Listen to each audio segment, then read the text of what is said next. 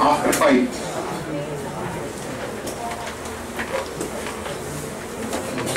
Y Limited acquires the business of Z Limited, whose summarized balance sheet on 31st December 2014 is as follows. So Y Limited has acquired the business of Z Limited, whose summarized balance sheet on 31st December 2014 is given to you. Goodwill, land and building, plant and machinery, patents, inventory, trade receivables, cash at bank and underwriting commission. Liabilities, share capital divided into 100 rupees each. Preference share capital 4 lakh, equity share capital 8 lakh. Capital reserve 1 lakh. Profit and loss account 50,000. 6% debentures 2 lakh. Interest outstanding on above is 12,000. Workmen's compensation reserve is 8,000, but expected liability is 5,000. Trade payables 1,20,000. Y Limited was to take over all assets except cash and liabilities except for interest due on debentures and to pay following amounts. 1. Rupees 2 lakh, 7% debentures of 100 each in Y Limited for the existing debentures in Z Limited. For the purpose, each debenture of Y Limited is to be treated as worth 105.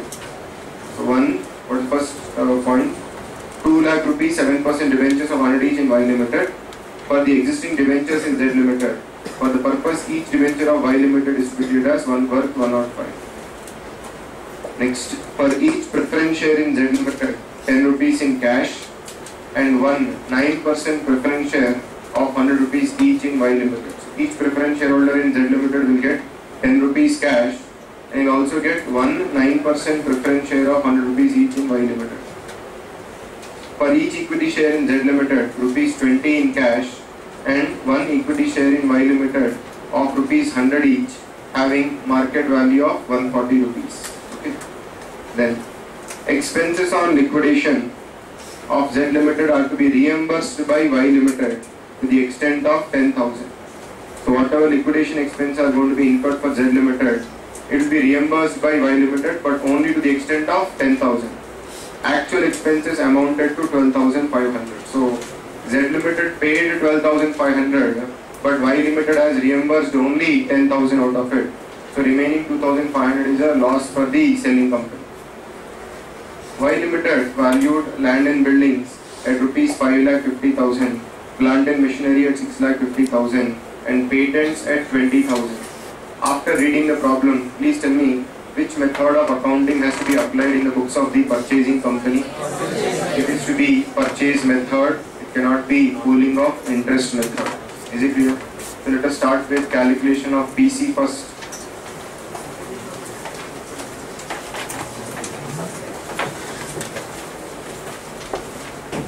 Calculation of purchase consideration.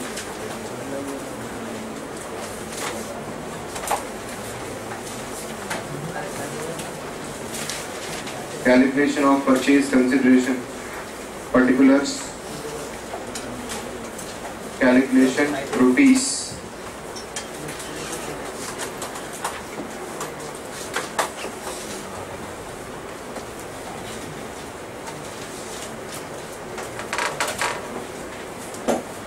What do you mean by purchase consideration? The amount which is paid to the shareholders of the selling company is called as purchase consideration, either to the equity shareholders or to the preference shareholders. But what is paid to the debenture holders of selling company or to the creditors of the selling company, or if expenses are paid, it is not part of purchase consideration. Particulars calculation rupees, you write. To preference shareholders, underline. You have to pay some PC to the preference shareholders because they also have contributed some capital. See point number 2. For each preference share in Z Limited, 10 rupees in cash. Please see the balance sheet of Z Limited. Tell me how many preference shares are there. First of all, 4 lakh rupees. Each share is of the face value 100. That means there are 4,000 preference shares. For each preference share, we have to pay 10 rupees in cash. So, right? What you write? You wrote 2 preference shareholders, underline, no? Below that you write cash. Cash. Cash. Calculation column 4,000 into 10.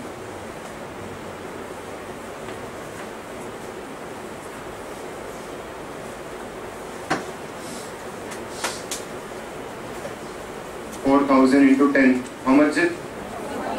40,000. Next, read the same point and 9% preference share of 100 rupees each in Y Limited. So for 1 preference share in selling company, the preference shareholder is going to get 1 preference share in the purchasing company, and purchasing company is allotting the preference share at par. So you write 4. Next time you write preference shares. Preference shares in Y Limited. 4,000 into 100, 4 lakh.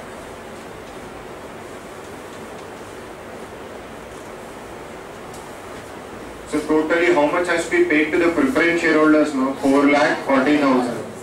So this entire 4,40,000 will go into the pockets of the preference shareholders.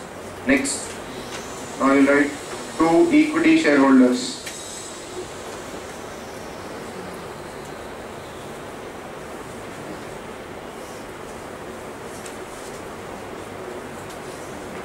For each equity share in Z Limited, rupees 20 in cash. See the balance sheet of the selling company. 8 lakh rupees is the paid up capital. 100 rupees is the face value of each share. So there are 8,000 equity shares. Just give me a second.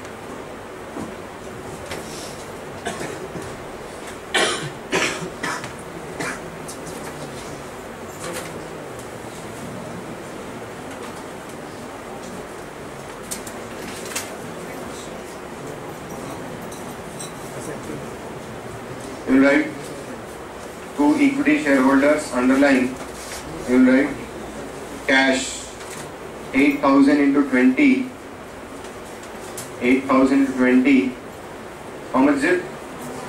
1,60,000. Then, and 1 equity share in Y Limited of 100 rupees each, having a market value of 140 rupees. Okay. And in this problem, it is not being said that the shares allotted have to be recorded at face value. So we will assume that the companies have decided to show the market value of the shares allotted in the books of accounts. So write down, for each preference share you are going to, for each equity share you are going to get 1 equity share, but the market value of 1 equity share of the purchasing company is equal to 140. So write 8,000 into 140. 8,000 into 140, how much is it? 11,20,000. That's it. Nothing else can be added in purchase consideration. Amount paid to debenture holders, expenses, they are all not included in PC. Total 17,20,000. Okay. So now let us prepare books of both the selling company Z Limited and also the books of purchasing company Y Limited. Let us start with Z Limited. Write down heading. Books of selling company, books of Z Limited.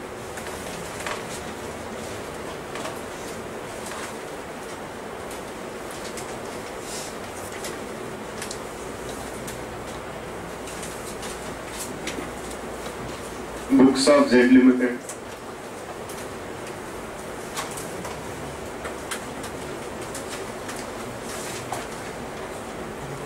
Realization account. Open realization account.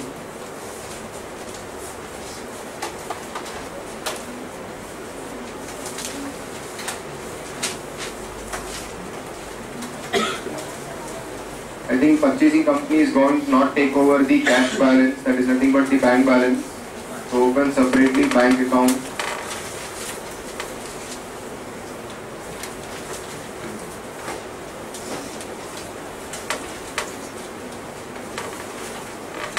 They are going to take over all assets except cash and all liabilities except for interest due on debentures. So interest due on debentures accounts also is not going to be taken over. Open that account also.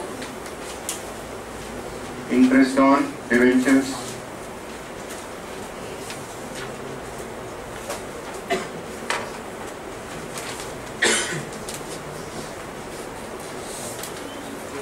open Y Limited account, purchasing company account. Then equity shares in Y Limited account.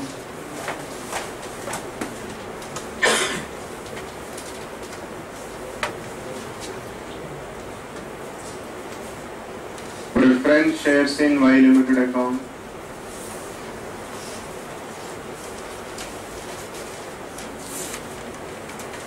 Be careful. Open equity shareholder account. Open preference shareholder account.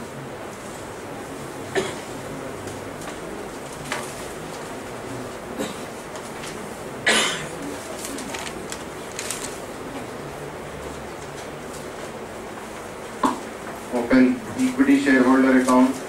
Open preference shareholder account.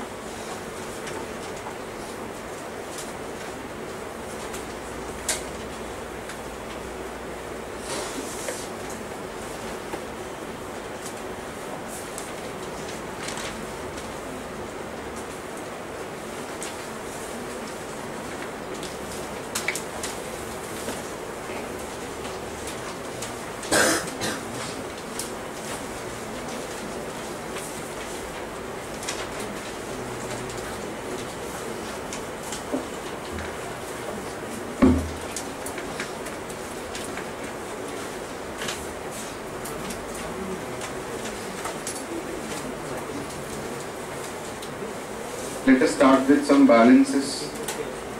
Equity share capital 8 lakh, preference share capital 4 lakh. So how do you start with, where will you transfer equity share capital account? Equity shareholders account. What is entry you write? Equity share capital account at R2, equity shareholders account by equity share capital 8 lakh. Similarly, preference share capital is closed and it's transferred to preference share holder account by preference share capital 4 lakh.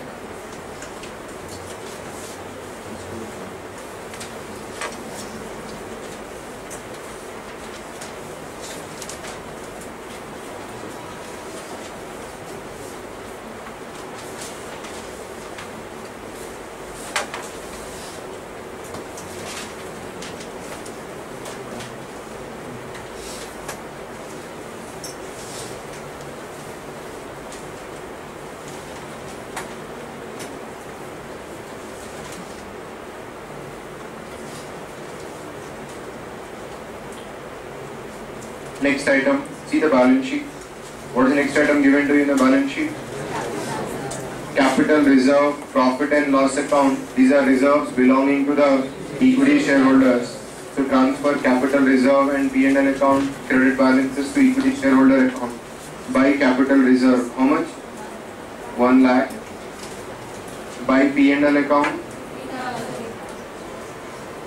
50,000.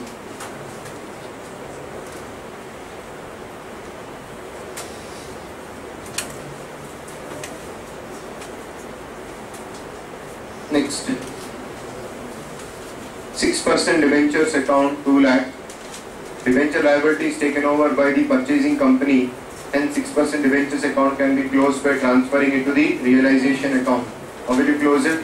Debit debenture account, give a credit to the realization account by 6% debentures account 2 lakh. How they are discharging the liability? It is their headache. Whose headache? Headache of the purchasing company. They have agreed to take over the debentures and then they will discharge the debenture holders in agreement with them. So for the selling company they can say that yes, liability is settled. Next, interest outstanding or above 12,000. This was not taken over by the purchasing company. So I think I have opened that account, no? Interest on debentures account brought down 12,000.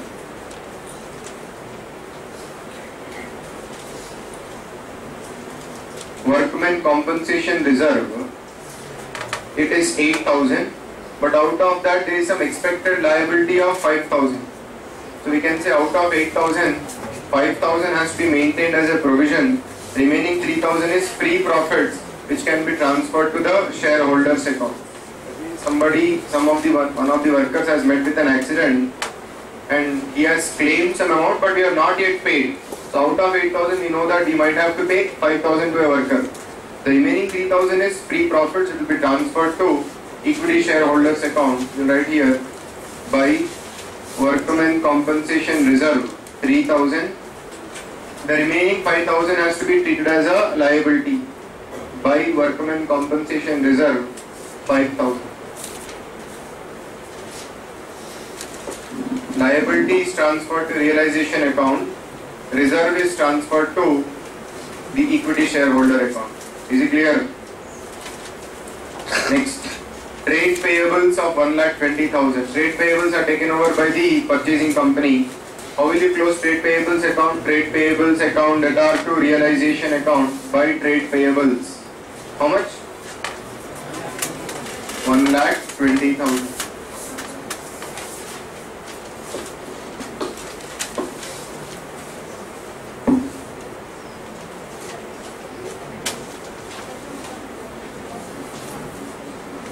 Come to the asset side.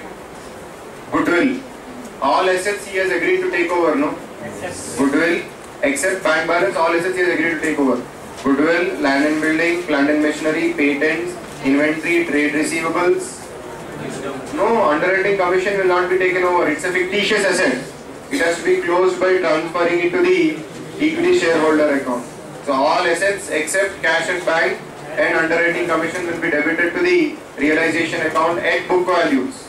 You have to ignore agreed values. Agreed values are recorded in the books of purchasing company, not in the books of the selling company. So right here, tell me the list. Goodwill, how much? 2 lakh.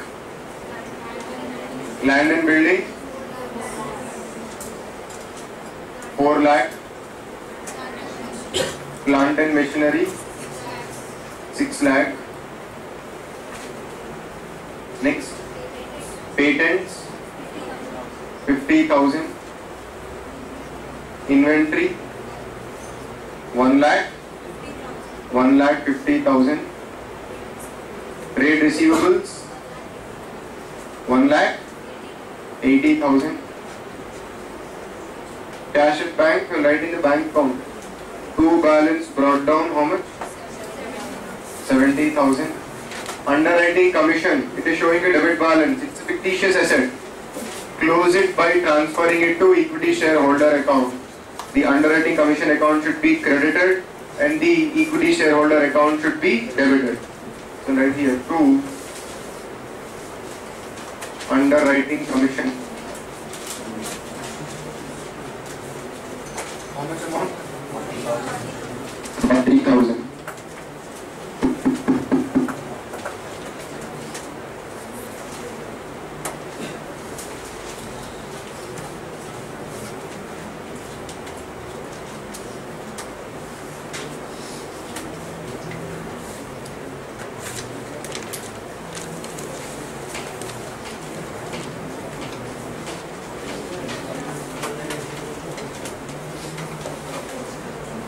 Underwriting commission, you will give a debit in the equity shareholder account. That's it. So we have now dealt with all the assets and liabilities given in the balance sheet. So let us make the PC due now. As assets and liabilities taken over are arranged in the realization account, hand over the box and ask for PC. We are going to hand over the realization box and ask for PC. What is entry we are going to write? Y limited account debtor to realization account. Y limited account debtor to realization account by Y limited. How much? 17,20,000.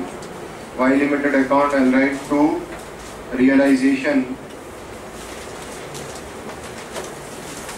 17,20,000.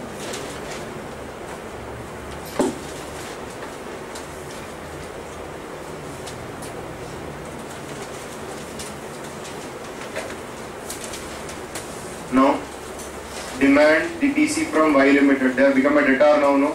Demand the PC. What are you going to receive? You are going to receive some cash balance. You are going to receive preference shares and equity shares in Y Limited. What is the entry you write when you receive cash, equity shares and preference shares from the purchasing company? Here we don't have cash, we'll say bank account data, equity shares in Y Limited account data, preference shares in Y Limited account data to Y Limited. Okay. So let us give credit to Y Limited first by bank.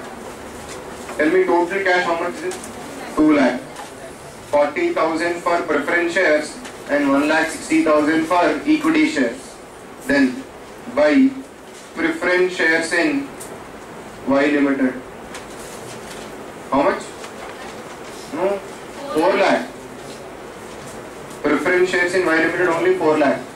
By equity shares in Y Limited. Equity shares in Y 11 lakh. So they have discharged the PC. Now debit bank to Y Limited. 2 lakh. Equity shares in Y Limited to Y Limited 11 lakh 20,000 to Y Limited 4 lakh. Come in.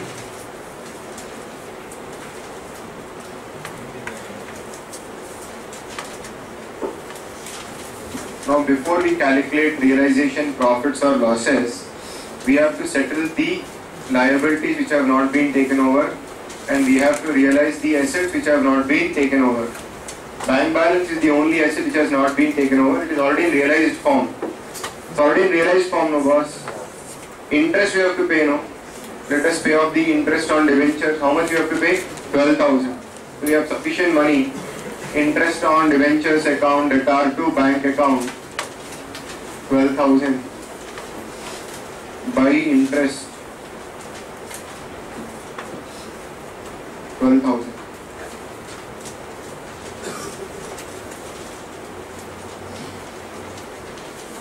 Apart from this, we have to pay liquidation expenses also.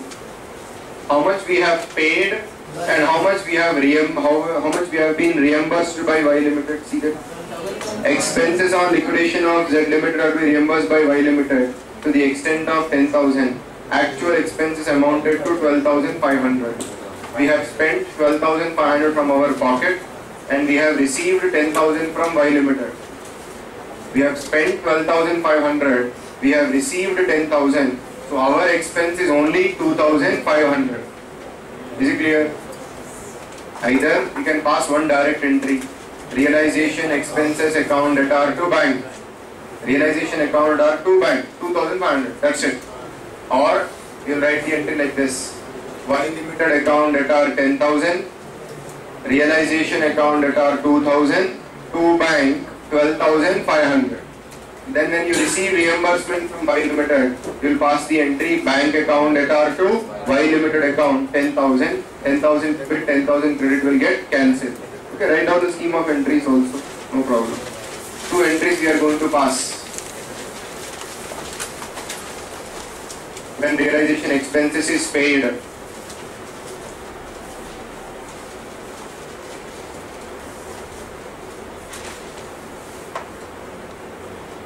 right? Y Limited account debtor 10,000. Y Limited account debtor 10,000. Realization account debtor 2,500. To bank 12,500. 10,000. Y Limited account debtor 10,000. Realization account debtor 2,500. To bank 12,500. This is the total amount we have paid. Okay, then write when reimbursement is received. When reimbursement is received, how much will Y Limited pay us back now? Only 10,000. Bank account debtor to Y Limited 10,000. Bank account debtor to Y Limited 10,000. Did you understand what I want to tell you? Now ultimately effects are there only in 2 accounts. Realization account 2,500, bank account 2,500. Y limited debit, Y limited credit, cancel. Bank credit 12.5, debit 10. So net effect is only 2,500 on the bank. So we'll just pass that entry directly. So realization account will be debited to bank 2,500 bank account by realization 2,500. No sir, I want to give posting of the completed. You do. I don't have any problem. Answer will be the same.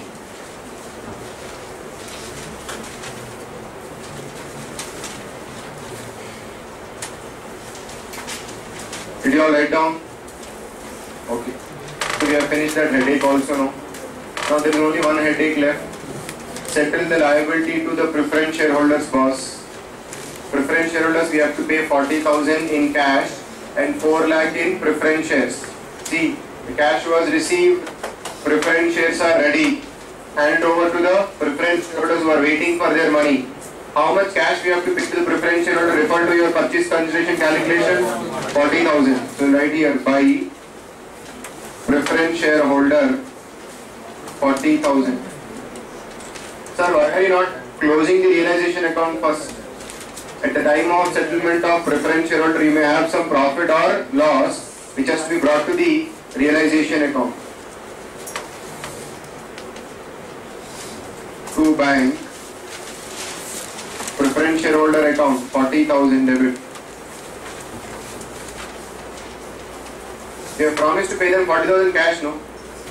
Apart from that, these preference shares, this asset has to be handed over to this creditor by preference shareholder 4 lakh to preference shares 4 lakh.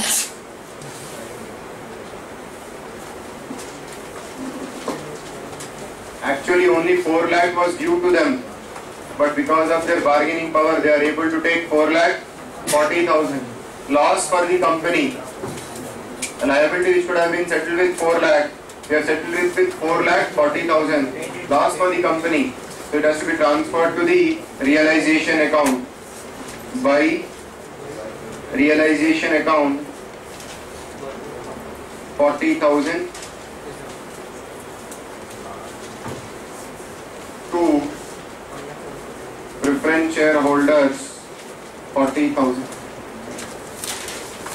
With this we can close 2 accounts. Preference shares in Y limited account we can close. Preference shareholder account also we can close. I think nobody else is waiting for his money. All assets have been realized. All liabilities have been paid off. All providers of capital other than equity shareholders are also settled. Now residual interest is left only for the equity shareholders. Calculate the realization profit or loss. Please tell me. What do we have?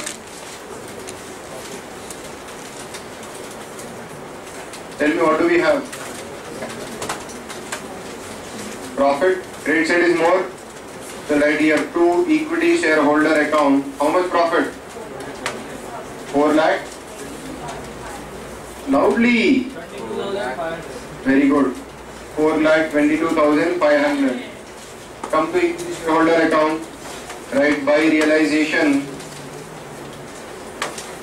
4,22,500.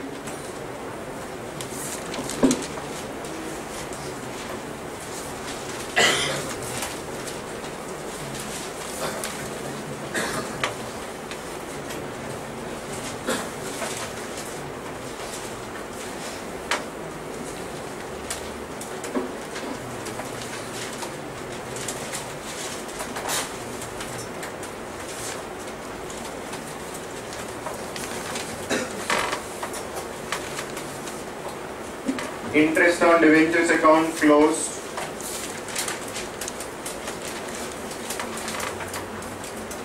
Now, whatever bank balance is available, I think Y limited account is also closed.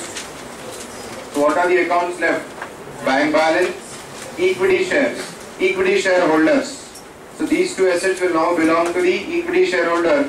Transfer it to the equity shareholder by equity shareholder. How much amount is left? 2,15,500.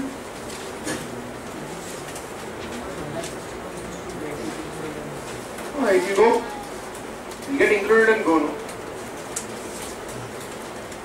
To bank, 2,15,500. Will this not include that 160? It is including that. See, out of opening balance 70,000, you have spent 14,500. That means 55,500 is remaining. Plus 160. 2,15,500 is what you are saying. To bank, 215,500. Hand over these equity shares by equity shareholders, 11,20,000. 2 equity shares, 11,20,000. Account tallies. I don't know whether it has held or.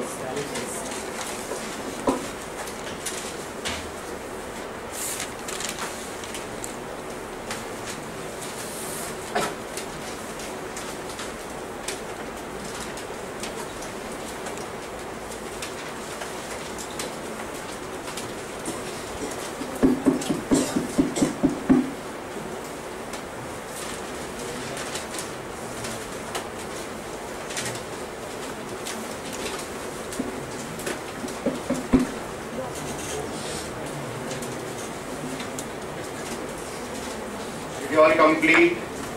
Now come to the books of Y Limited. Let us pass the entries in the books of Y Limited. Now we have to compulsorily use the purchase method of accounting because there is some revaluation of assets taking place and TC was also paid in the form of cash. So conditions for amalgamation in nature of merger are violated. Hence we have to follow purchase method of accounting only. And I told you, it is very rare to actually find out amalgamation in nature of merger. Tomorrow's class will deal with accounting for amalgamation in nature of merger, pooling of interest method. Okay. Very simple actually. Right on. When purchase consideration is made due.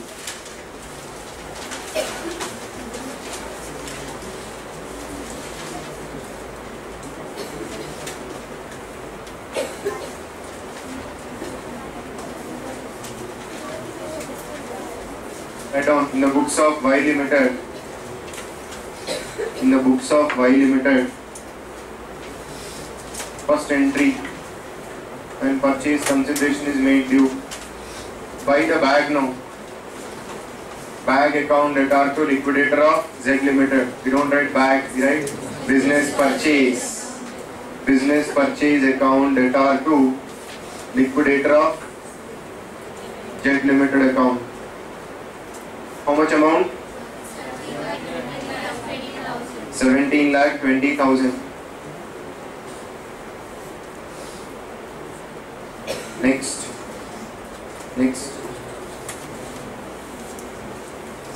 When assets and liabilities are taken over.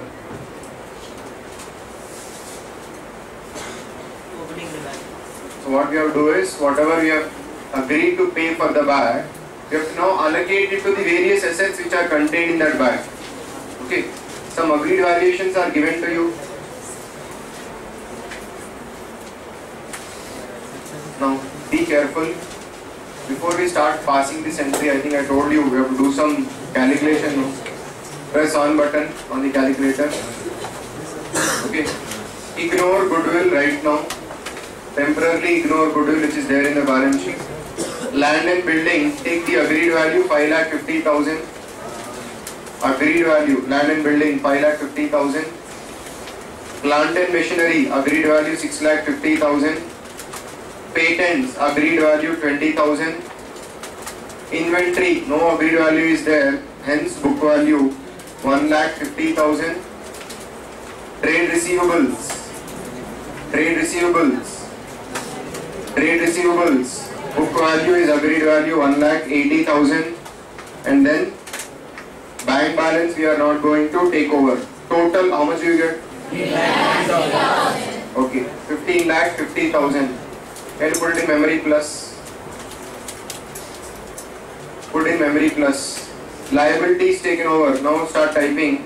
5,000 workmen's compensation liability taken over 5,000 memory minus trade payables taken over 1,20,000 memory minus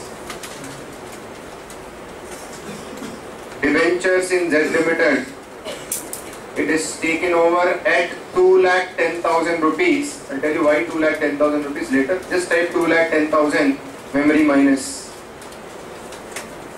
Now type MRC. 12 lakh. Loudly. That is the agreed value of net assets taken over. 12,50,000 only. But how much is the PC you have paid, boss? You have paid a total PC of 17,20,000. Tell me what is the difference between 17,20,000 and 12,15,000? It is 5,05,000 rupees is the, you can say, the difference between PC and net assets taken over. PC paid is more than net assets taken over. Hence there is goodwill of how much? 5,05,000. Start writing down the entry now.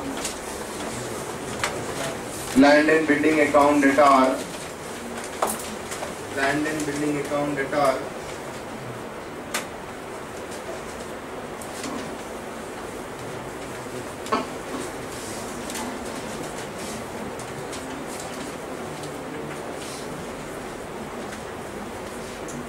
Land and building account debtor 5,50,000. That was the agreed value, no? Plant and machinery account debtor 6,50,000.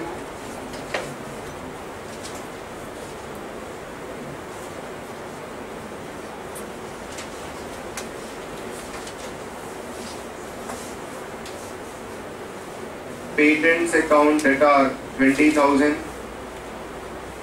All these three values were agreed values. Next, inventory account debtor, no agreed values, hence take over book value. Inventory account debtor 1,50,000. Trade receivables account debtor 1,80,000. Goodwill account debtor question mark. Goodwill account debtor question mark. Next, you will write 2. Provision for workmen compensation 5,000. To provision for workmen compensation 5,000. To trade payables 1,20,000. It's book value only. To debentures in Z Limited 2,10,000.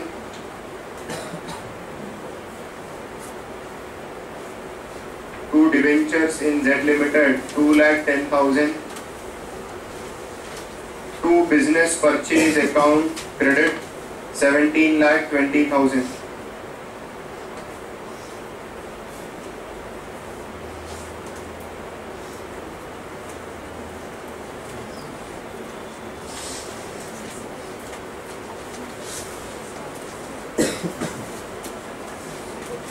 $17,20,000. Now tell me goodwill balancing figure. 5,05,000 is goodwill balancing figure. Below that entry you'll write. Debenture liability taken over 2 lakh plus 5%, 2,10,000. Debenture liability taken over 2 lakh plus 5%, 2,10,000. Or you can write like that also. 2,000 into 105.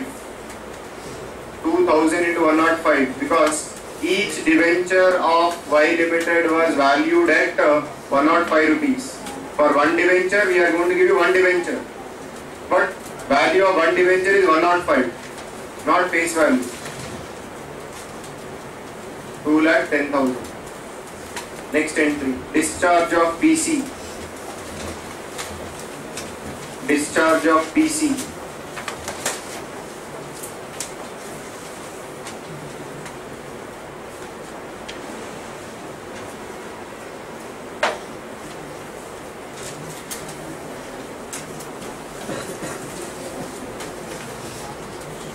Discharge of PC. Pass an entry now. Liquidator of Jet Limited account debtor 17,20,000. Liquidator of Jet Limited account debtor 17,20,000. To cash, not to cash, to bank. To bank 2 lakh. To 9% preference share capital 4 lakhs. To bank 2 lakh. 40,000 to preference shareholder, 160 to equity shareholder, no. Then to 9% preference share capital, we are also going to allot preference shares. To 9% preference share capital 4 lakh. To equity share capital, be careful, 8,000 into 100 only. 8,000 into 100 only, 8 lakh.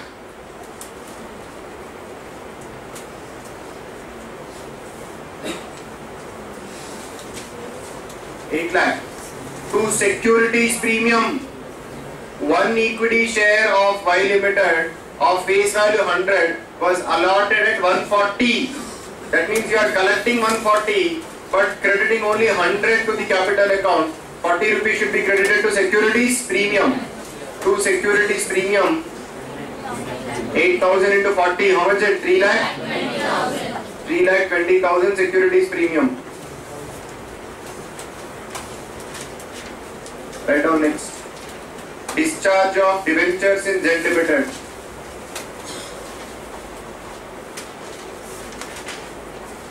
Discharge of debentures in Z Limited. We have promised them to pay how much? 2,10,000. Let us pay them that 2,10,000 now.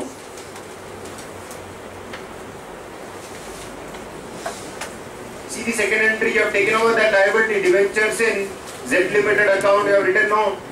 Now you have to discharge that liability, write down. Debentures in Z Limited account debtor.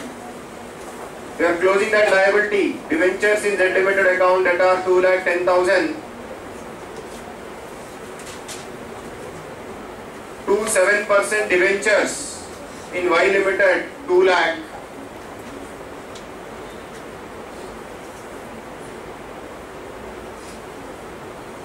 To 7% debentures in Y Limited 2 lakh.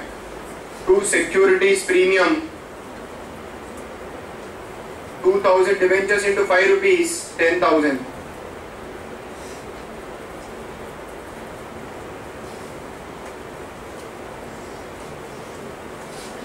2,000 into 5 rupees, 10,000.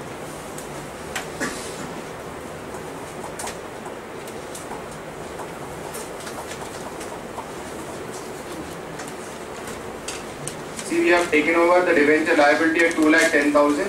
We are discharging that. How are we discharging that liability? We are allotting equivalent number of debentures but at a premium of 5 rupees. Okay. Next, when liquidation expenses of Jet Limited are paid by Y Limited. Y Limited paid 10,000 no to Jet Limited for liquidation expenses. It represents a capital loss debited to goodwill account. Goodwill account debtor to cash account 10,000.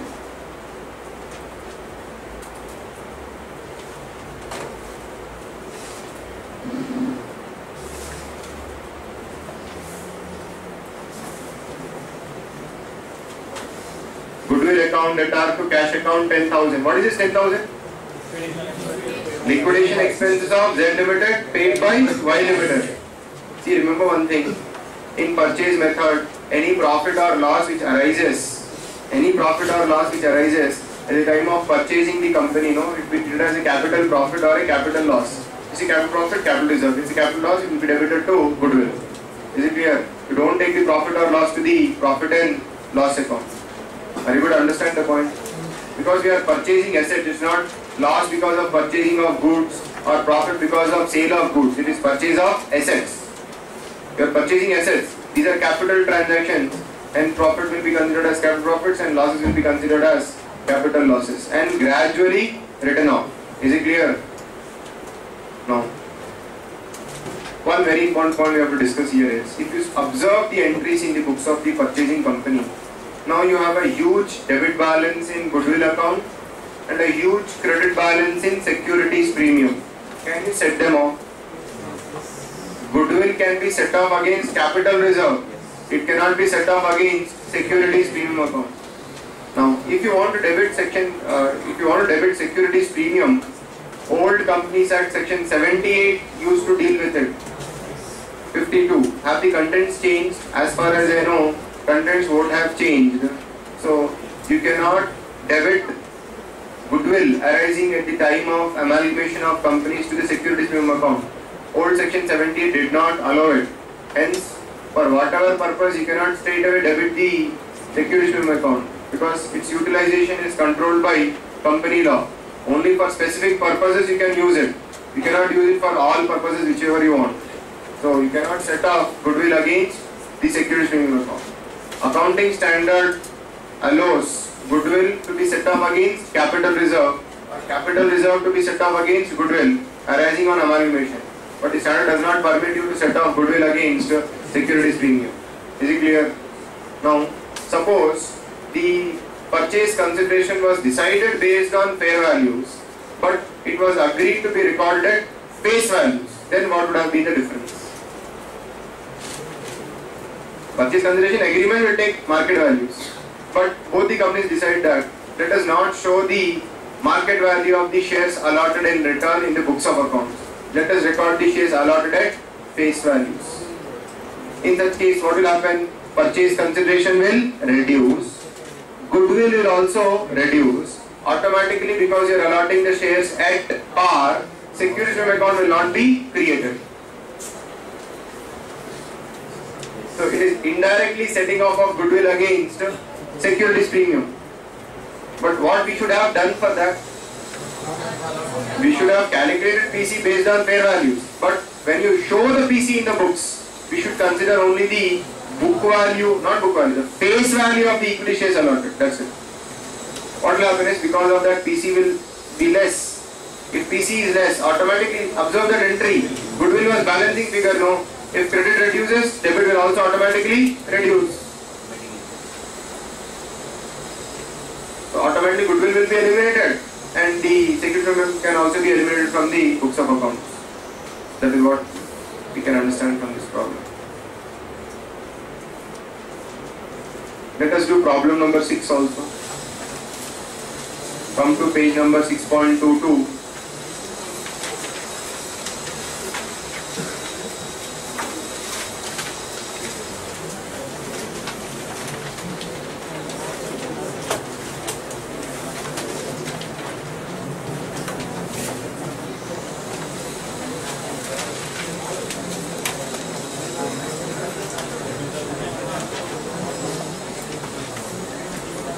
See problem number 6.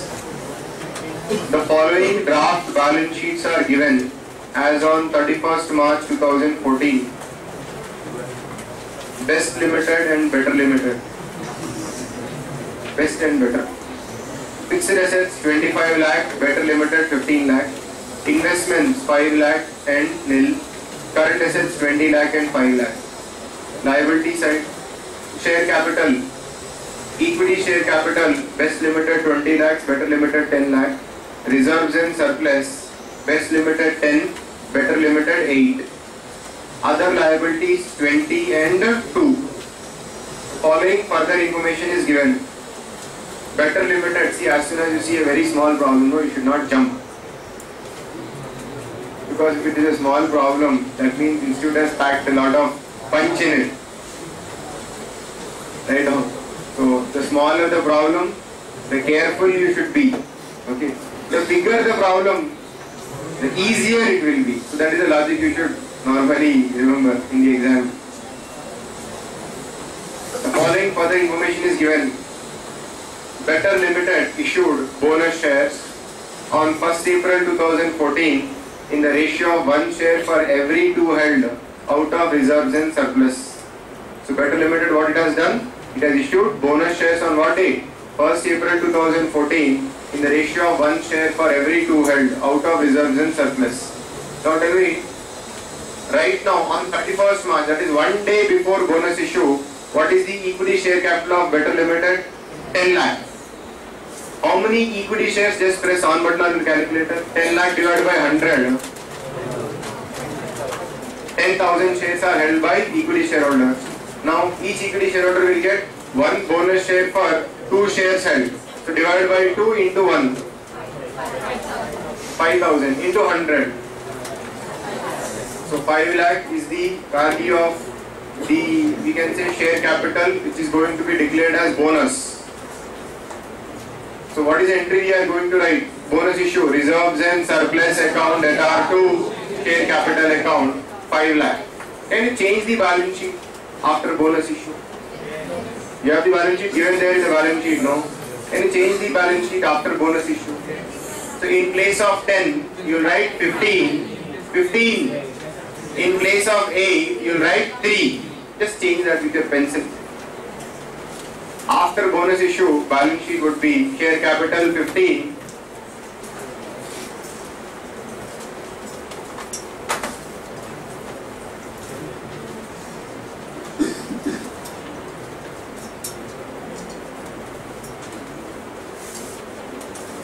After bonus issue, share capital will be 15 and reserves and surplus will be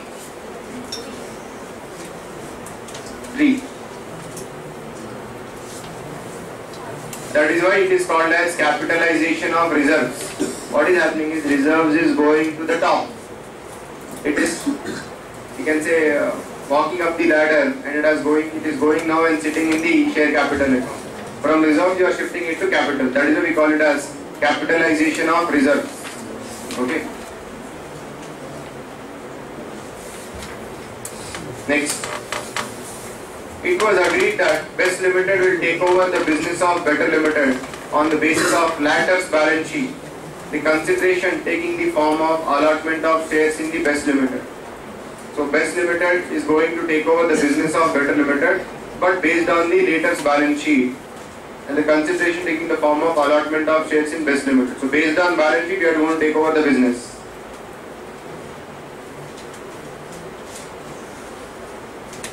Next, the value of shares in Best Limited was to be considered to be rupees 150 and shares in Better Limited were valued at rupees 100 after the bonus shares. We are given the agreed value of the shares. Agreed value of the share of Best Limited is 150 and agreed value of shares in Better Limited was valued only at 100 after the issue of bonus shares. Now decide the swap ratio yourself. Yesterday I have empowered you already. The power is already given to you. Decide the swap ratio. Okay, if you don't want the, tell me in simple English language. For 3 equity shares of Better Limited, 2 shares of Best Limited will be allotted. Okay. 2:3 we will say. For 3 shares, we are going to allot 2 shares in return. Swap ratio. The allotment of shares is to be based on the basis of these values only. So you have to make the allotment of these shares on the basis of these values only. That means you have to show the agreed values in the books of accounts. That means you are going to record premium in the books of Best Limited. Next. Liabilities of Better Limited include 1 lakh rupees due to Best Limited. So liabilities of Better Limited include 1 lakh due to Best Limited. It seems Better Limited was debtor to Best Limited. Read that sentence. Liabilities of Better Limited included 1 lakh due to Best Limited. That means in the balance sheet of Better Limited, Best Limited was appearing as a creditor, and in the balance sheet of Best Limited, Better Limited was appearing as a debtor. So Best is showing Better as debtor, Better is showing Best as creditor. Okay, listen to me very carefully again. Who is owing to whom? Best is owing to? No. Better is owing to best. That is what I said. Tell it to me carefully. Liabilities of Better Limited included 1 lakh due to Best Limited. So Best Limited is creditor, Better Limited is debtor. In the books of Best, Better is debtor. In the books of Better, Best is creditor. Okay.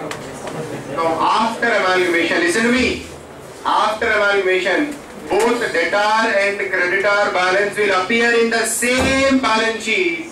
You cannot count any one particular amount twice in the balance sheet. One amount cannot be counted twice. Same balance debtor and creditor. You cannot show the same amount as debit balance and credit balance. You have to strike it off. Continue. Per purchase from it on which Best Limited made a profit of 25% of cost.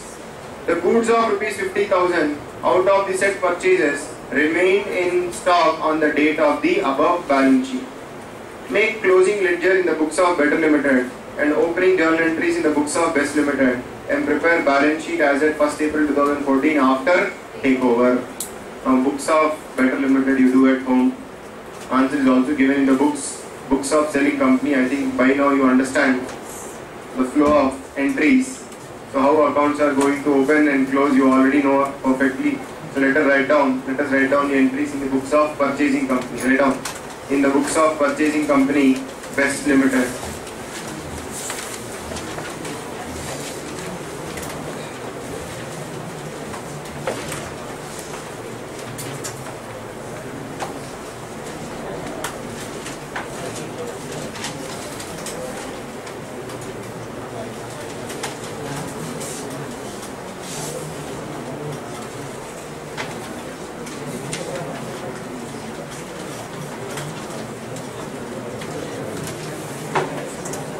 Are you all ready? First of all, calculate purchase consideration. Calculation of purchase consideration. Calculation of purchase consideration.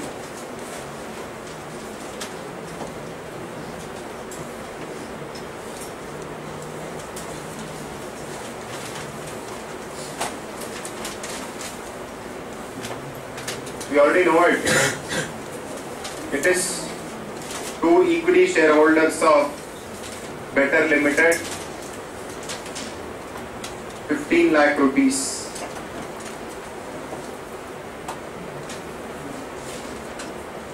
That was the share capital after bonus issue, no? Two equity shareholders of Better Limited, 15 lakh.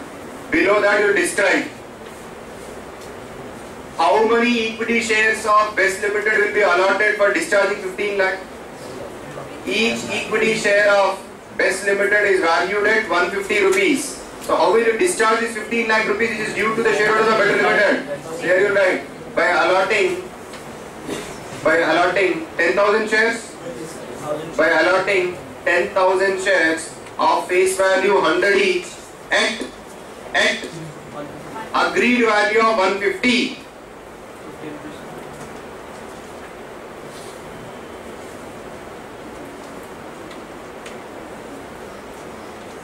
It will be discharged by allotting 10,000 equity shares of Best Limited of face value 100 rupees each, but allotted at agreed value of 150 each. Now type on a calculator and check 10,000 into 150. How you got that 10,000? 15,000 divided by 3 into 2. 15,000 shares were there in Better Limited, divided by 3 into 2. 10,000 equity shares of Best Limited of face value 100 each, but allotted at an agreed value of 150 each. Ready everyone? Now write down the entries.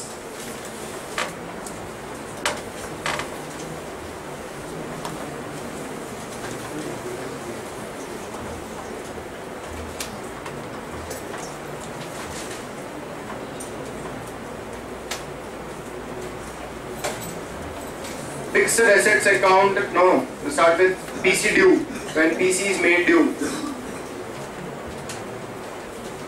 When PC is made due. Loudly tell me what is the entry for PC made due? Is this loud?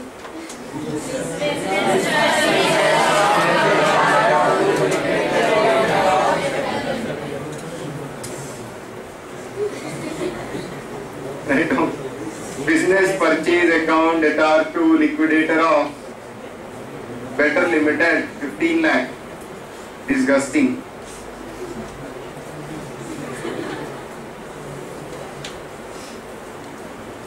Business purchase account debtor to liquidator of Best Limited 15 lakh. Father चुप हो गया, मुझ नहीं खोल रहा. Business purchase account debtor to liquidator of Best Limited 15 lakh. So we have now Better Limited, sir. Better Limited 15 lakh. Now we have purchased the bag. Open the bag. Take out the assets and liabilities. Write down. When assets and liabilities are incorporated. Sir, he said something, no, somebody sold goods to somebody at some profit and then some goods were remaining. We'll handle that, don't worry. Time will come. Write down. Fixed assets account debtor. Balance sheet value 15 lakh. Current assets account debtor 5 lakh.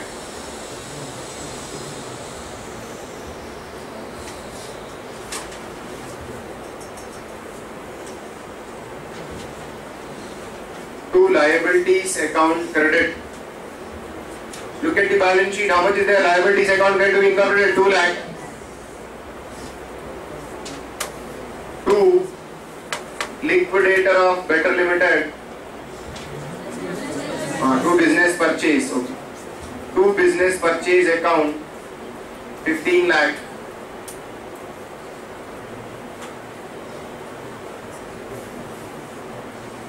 To capital reserve balancing figure.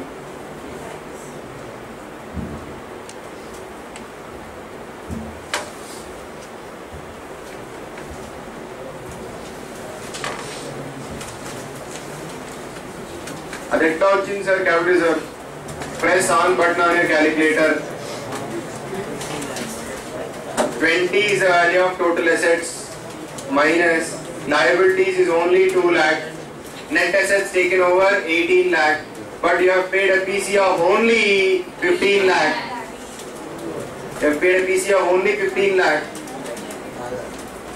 3 lakh rupees is capital profit for you. 3 lakh is capital profit for you. To capital reserve 3 lakh. Next. Discharge of PC.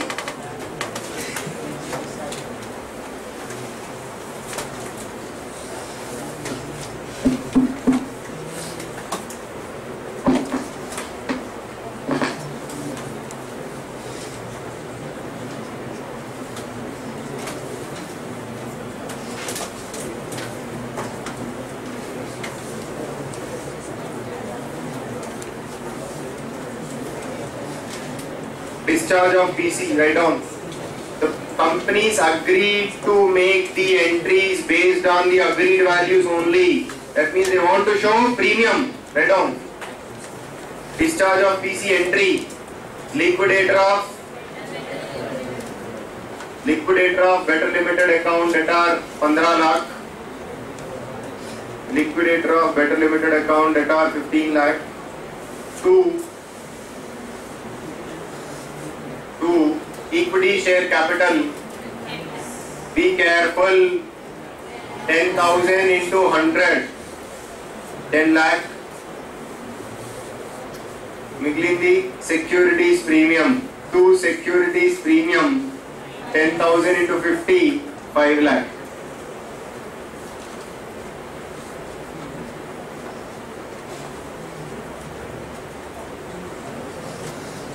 To securities premium 5 lakhs. Did you all write, everyone? The headache is not over. The real headache will now start. Write down.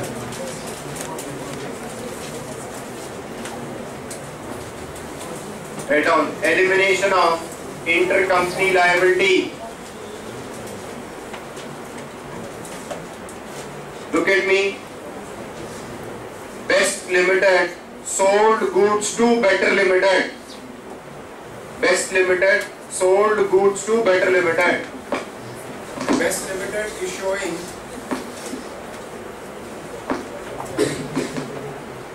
Best Limited is showing Better Limited as debtor and Better Limited is showing Best as creditor. Best sold goods, hence Better becomes my debtor and the books of Better, Best will appear as a creditor. Now I have taken over that liability into my books. I am showing Best as debtor and Best is showing Better as debtor. Best is showing Better as debtor. In the books of Better, Best was shown as a creditor. Now that creditor also brought into your balance sheet.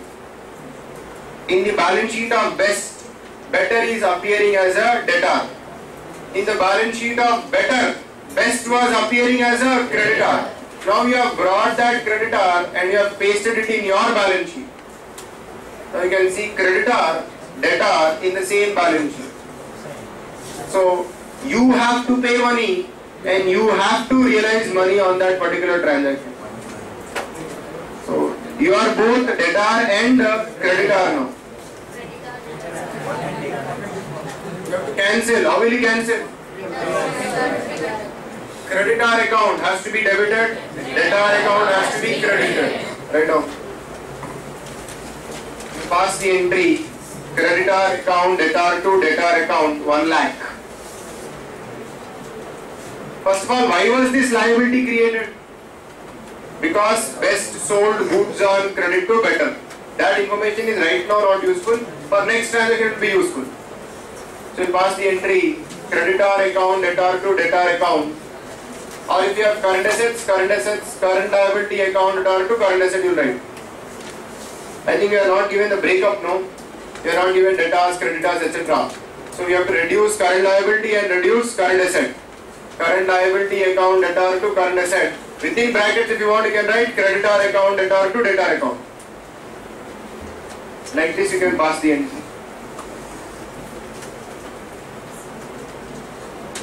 How many of you could not understand?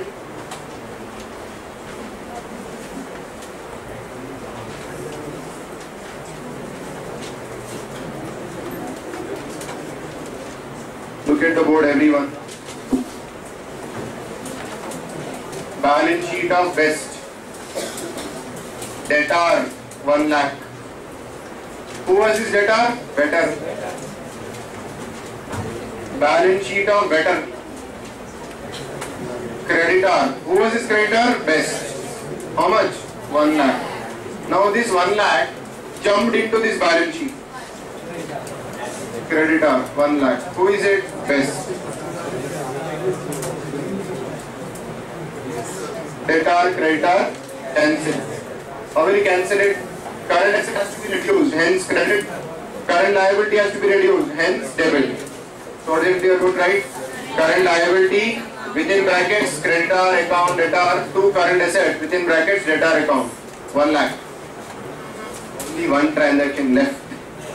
One to go.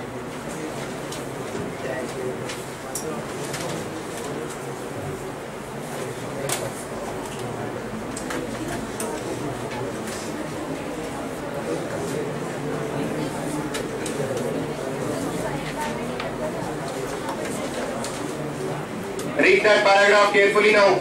Liabilities of Better Limited included 1 lakh due to Best Limited for purchases from it, on which Best Limited made a profit of 25% on cost. So when Best was supplying goods to Better, it was adding 25% on cost. First of all, tell me, if Best expresses that profit percentage as a percentage on sale price, how much will be the percentage?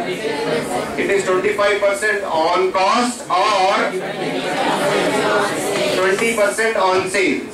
So when Best was selling goods to Better, on 100 rupees of sale price, it was charging a profit of 20 rupees. Or if cost was 100, then they were charging a profit of 25. So for the sake of convenience, I have converted the profit percentage from on cost to on sale price.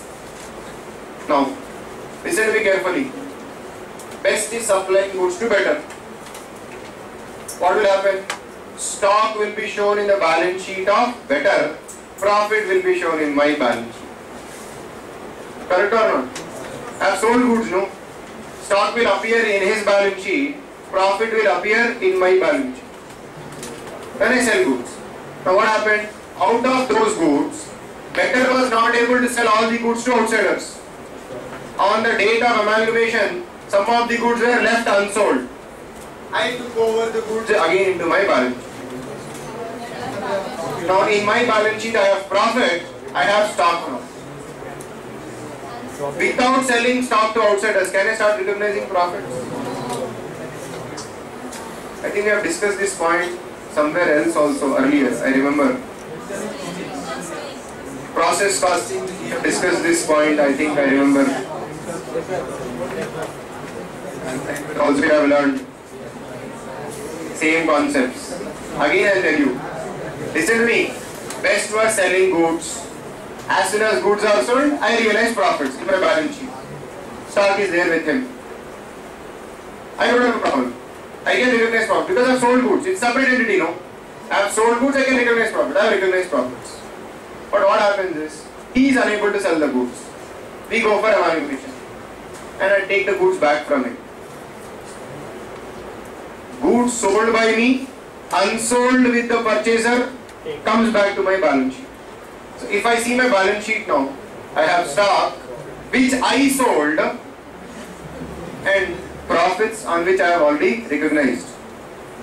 So stock and profit. Can I show both? If you say yes, what I'll do is, I'll keep increasing stock, I'll keep increasing profit. You should not object. If you say no sir, no problem, let us continue. What is the problem? Then I will say okay. Next year I'll find some other company, supply goods to them at a markup of 100% or 200%. I'll tell him, boss, you don't worry. Sometime I'm going to take over your company. Then the stock will again come back to me. I supply the goods at 200% markup, immediately recognize profits. After some time, take the goods back from him in the process of amalgamation. So what will happen now? You have artificially increased the value of stock above cost and you have recognized the profit without realizing them, without correcting it. So you are artificially increasing the value of stock, which is not correct. No? So you are having stock in your balance sheet which is not sold, but you know that on unsold stock also you have already recognized some profits which have to be now eliminated. When should you recognize profits on goods, boss? Only when we sell. Without selling, you should not recognize profit. But what happened was, when I supplied goods, he was an independent entity. I recognized profits. But due to fate, I took the goods back from him in the process of amalgamation. So goods have come back to me. Goods are unsold. But on these unsold goods, I have already recognized some profits. Is it correct to recognize that profit? Is it correct to show the closing stock at cost above the cost which you have actually incurred? No, that is your stock, no. You cannot show stock at more than cost, at your cost, at cost to you. So you know that the cost price of the stock is lower than what is shown in the balance sheet of the selling company because you were the manufacturer of the stock. So you cannot overstate it. You have to reduce the value of stock and whatever profit you have recognized, that profit also has to be eliminated. Did you all get the point? Now please tell me, out of the stock transferred, how much remained unsold in the balance sheet of better? Okay.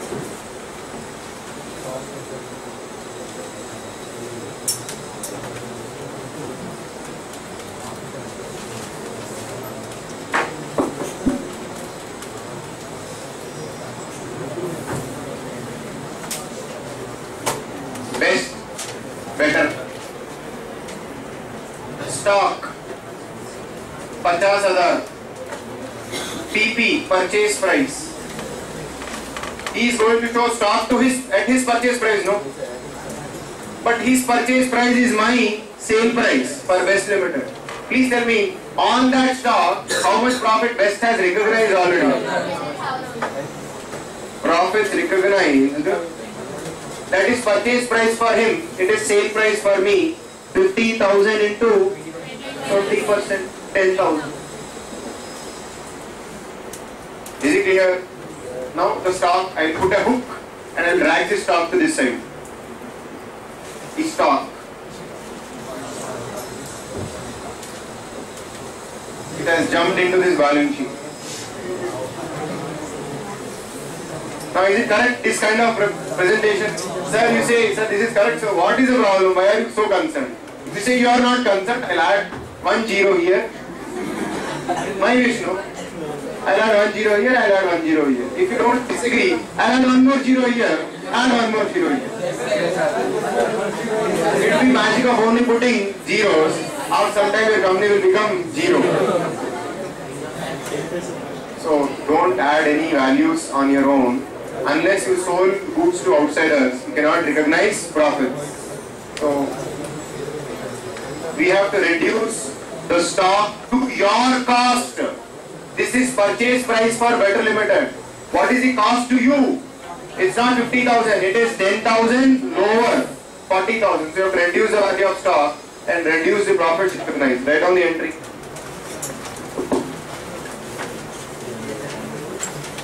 Unrealized profits on stock taken over.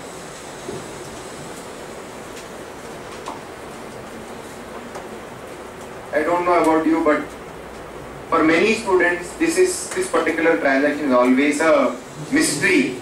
Why they eliminate stock reserve?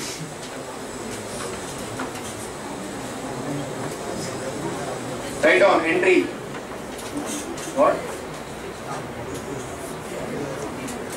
What did he say? बट्टी मार देना। तुम समझ में नहीं आया? Result मत निकाल यार तुम। अब मेरे को क्लास ढूंढना पड़ता। Write down. Write down the entry. Entry will be. We have to reduce the value of stock. You have to reduce the value of stock. Write down. To stock account.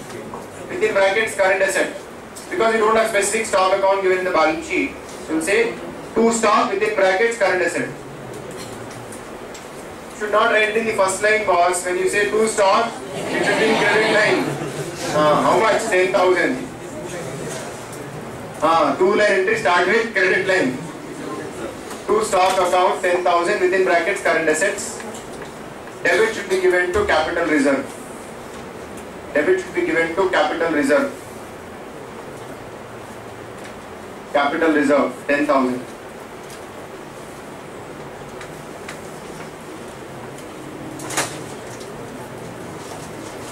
Debit should be given to reserves, capital reserve 10,000 rupees. Is it clear? So we are reducing the stock to its cost now. Over. That's it. And you are required to prepare the balance sheet. Can you prepare the balance sheet? Prepare balance sheet on your own. यार तो भी कुछ तो सब कराने के लिए बोलते हैं फिर अभी.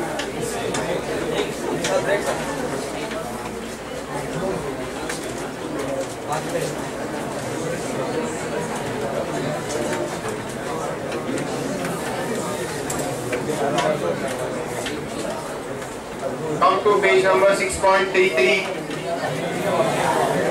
Come to page number 6.33. But please remember this adjustment which I have told you now. These two adjustments: elimination of intercompany liability, elimination of unrealized profit on stock sold, is not going to leave you till the time you are going to die. Okay, it's not going to leave you. Even in final, it will be behind you only in the topic called as amalgamation, which is again there for you in final syllabus. Even in the topic of consolidation of companies, again you have unrealized profits, elimination of intercompany liabilities, major adjustments in that chapter. So this concept is going to be there with you till the time you die. Okay, please be very careful with it. Given below are the summarized balance sheets of Huge Limited and Big Limited. By name only you should understand that problem is also going to be huge. Was merged Simply the word merger, merged doesn't mean that it is amalgamation in the nature of merger. I knew you will get this doubt. As soon as he reads merger, he says merger. It's not so boss. Any word can be used. It's not only his doubt, everyone's doubt. You can use the word amalgamation, you can use the word merger, you can use the word purchase, you can use the word takeover, acquisition. You may use any word, but accounting will not depend upon the name or the terminology used for that transaction. It will depend upon the satisfaction of the conditions given in accounting standard 14. Okay. So as soon as you read the problem, don't jump to the conclusion which method of accounting you have to apply. Okay. With effect from 1st January 2014. So who is going to take over whom? Huge Limited is going to take over Big Limited. Big Limited is Vendi and Big Limited is vendor and Huge Limited is Vendi. Big Limited is transferor, Huge Limited is transferee. Big Limited is selling company, Huge Limited is purchasing company. Very good. Sundry fixed assets, investments non-trade. Please round it up. Investments non-trade, round it up. Something fishy about it. Next, inventory, trade receivables, advance tax, cash at bank. Next, share capital, equity shares of 10 rupees each, 7 lakh and 2 lakh 50,000. General reserve, so 3 lakh 50,000, 1 lakh 20,000. Profit and loss account 2 lakh 65,000. Export profit reserve, statutory reserve. 12% debentures, trade payables, provision for taxation, proposed dividend. Proposed dividend? A portion of the profit is going to be declared as dividend, not yet declared. Next, Huge Limited would issue 12% debentures to discharge the claim of debenture holders of Big Limited at par. Huge Limited would issue 12% debentures to discharge the debenture holders of Big Limited at par. Now please tell me, what is paid to debenture holders of Big Limited? Is it part of PC? No. The answer is no, it's not part of PC. Next. Very good. Non-trade investments of Huge Limited fetched at the rate of 25%. Again, round up that information. Very important. Investments, non-trade investments of Huge Limited fetched 25%. What does that mean? Fetched? Every year it is generating an income of 25%. I should ask where they are invested so that we can also go and invest. 25%. While those of Big Limited fetched 18%. So Huge Limited is making 25% return on investment. Big Limited is fetching 18%. Good non-trade investment. I think it's better they stop doing their business. Invest the entire money in that. Because there is no business in the country which is giving 25% return.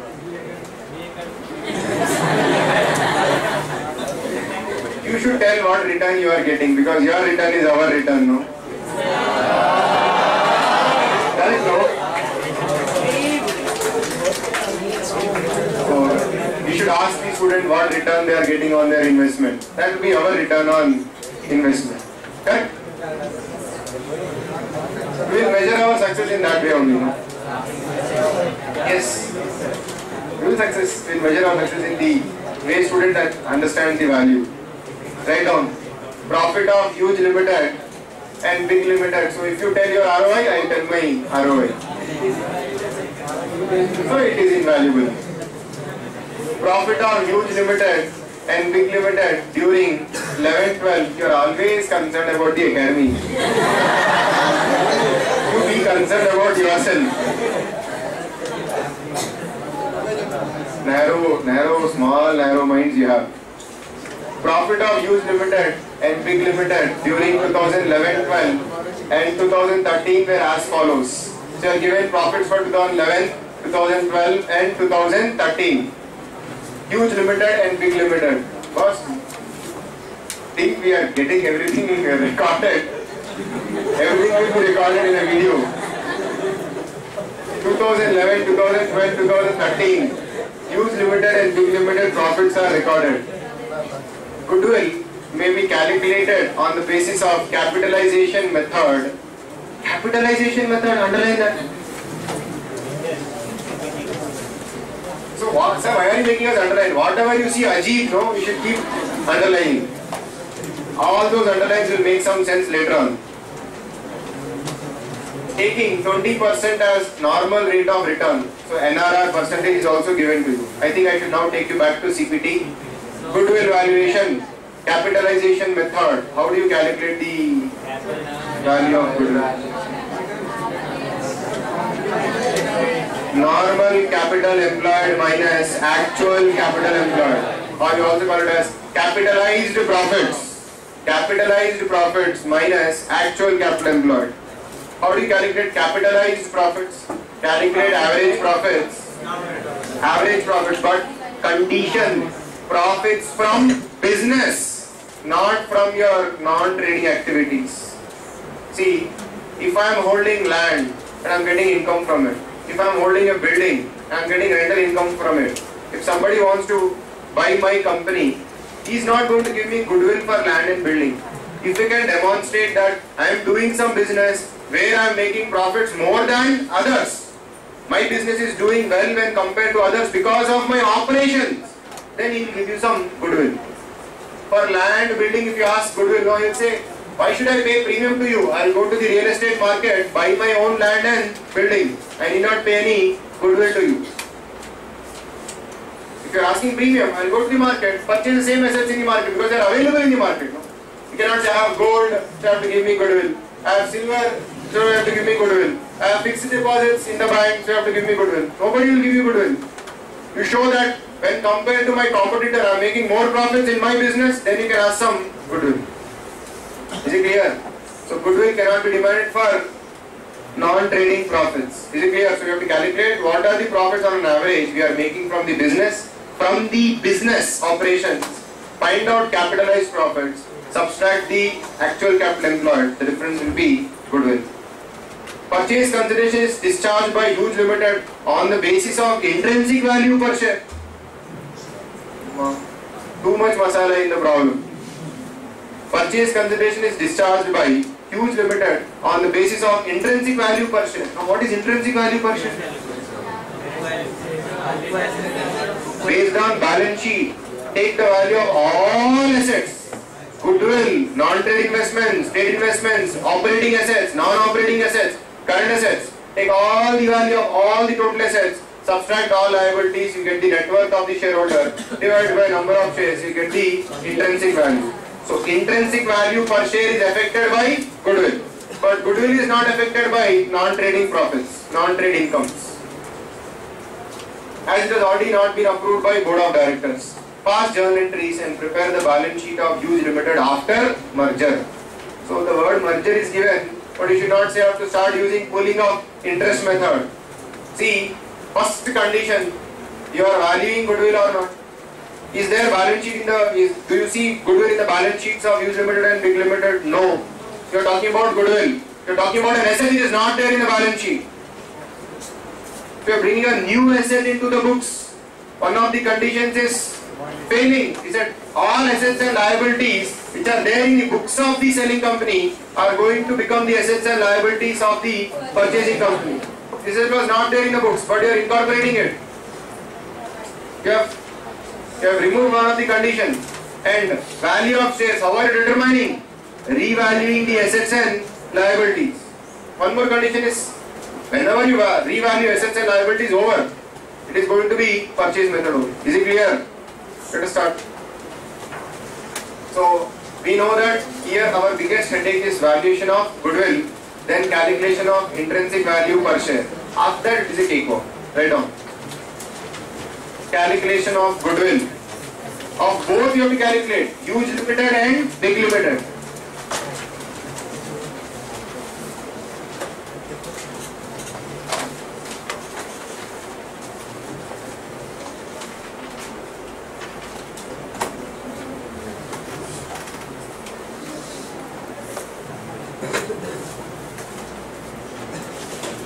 Right now.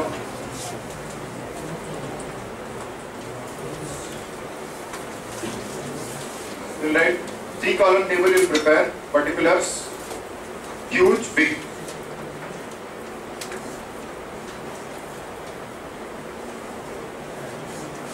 Particulars, huge and big. In particulars you will write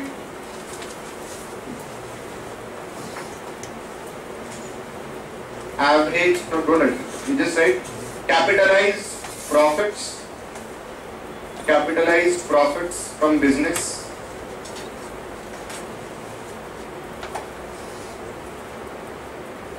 question mark, less actual capital employed in the business, actual capital employed in the business. Right now, question mark and question mark.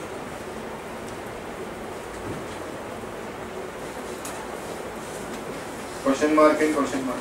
Difference will be goodwill. This is again a question mark and question mark. Goodwill.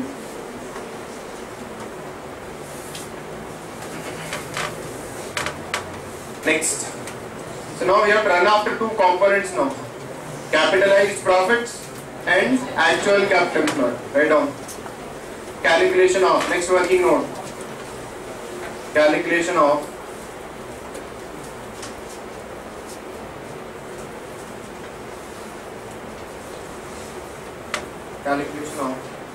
capitalized profits. Particulars, huge limited, big limited.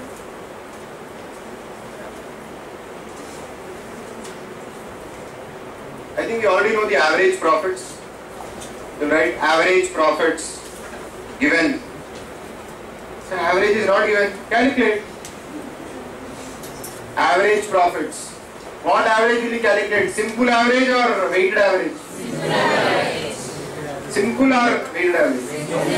It is simple because there is a trend. Is there a trend?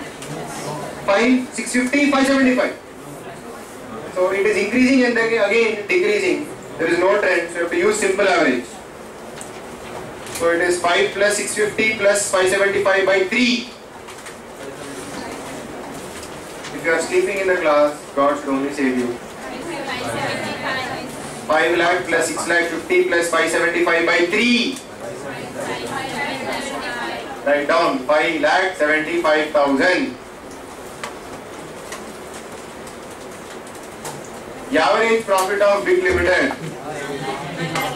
Again no trend. Fluctuating, simple average. 150 plus 210 plus 180. 180. 1,80,000. Boss, please remember, these are profits after including income from non-trade investments. Write down. Next, less income from non-trade investments.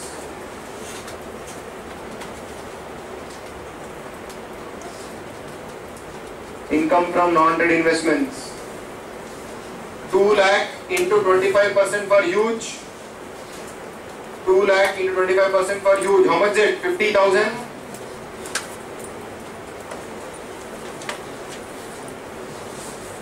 For big, 50,000 into 18%. 50,000 into 18%. How much is it? 9,000. Now you get average profits from business. Average profits from business. How much is it? 5,25,000.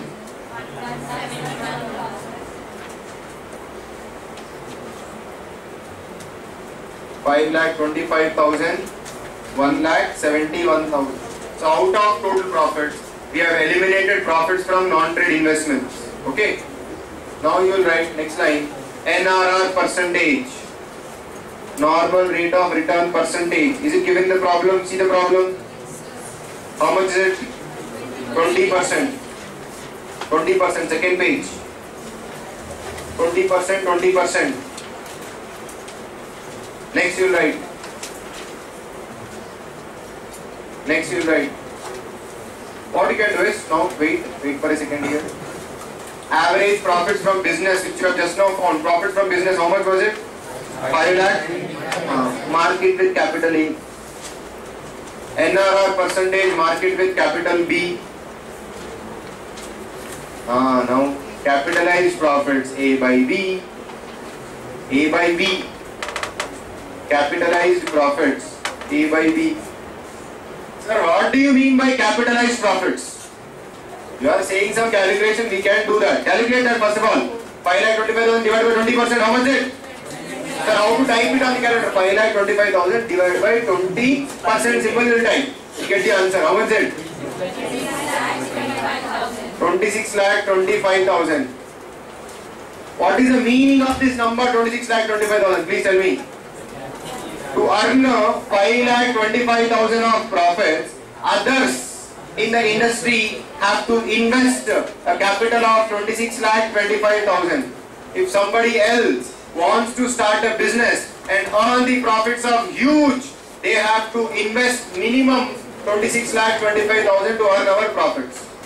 Is it clear? That is the meaning of that capitalized profits. If others want to earn my profits, they have to invest 26,25,000. Okay. What about big? 8,55,000. Okay. So this is capitalized profit. We have found out one of the components for calculating goodwill value.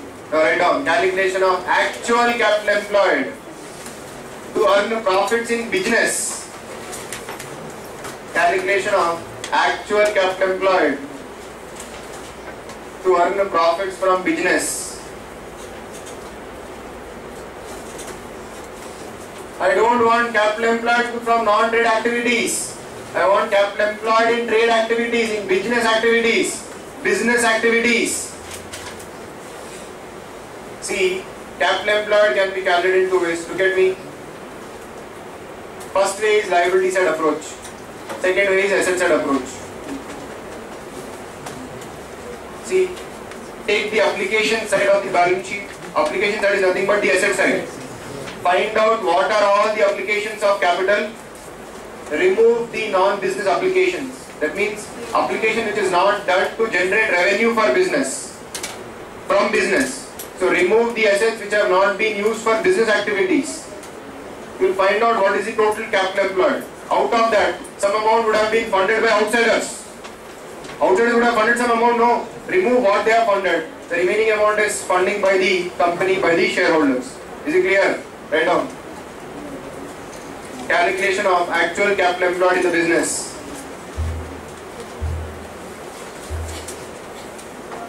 You will write particulars, huge limited and big limited.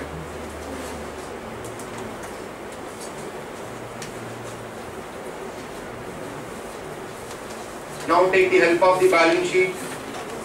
Assets, underline. I think by now you have finished ratio analysis. No, you should know the meaning of capital employed.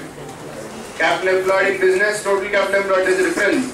Capital employed in business doesn't include, if you go by asset side approach, we remove the non-trade investments. If you go from liability side approach, you add up paid up capital, preference share capital, reserves, minus fictitious asset, minus non-trade investments also. Write down assets, underline. But there is a difference between capital employed in FM and capital employed in accounting. FM is capital employed means providers of all long-term source of funds. Here capital employed is not from point of view of long-term providers of funds. It is from point of view of shareholders or the owners of the business. There capital employed includes debt. Here capital employed doesn't include debt. Write down. Because we are calculating goodwill from the point of view of the shareholder, not from the point of view of even the, you can say, provider of long-term debt to the company. There is a difference. Write down. Assets, underline. 1. Sundry fixed assets.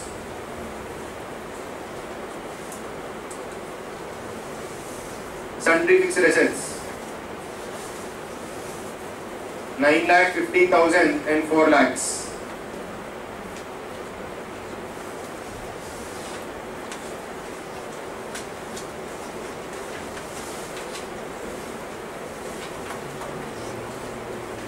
investments, non-trade, put dash and dash. You cannot take it as part of capital employed. Investments, non-trade, dash and dash. If it was trade, then include. Inventory. Inventory, see the balance sheet? 1,20,000 and 50,000.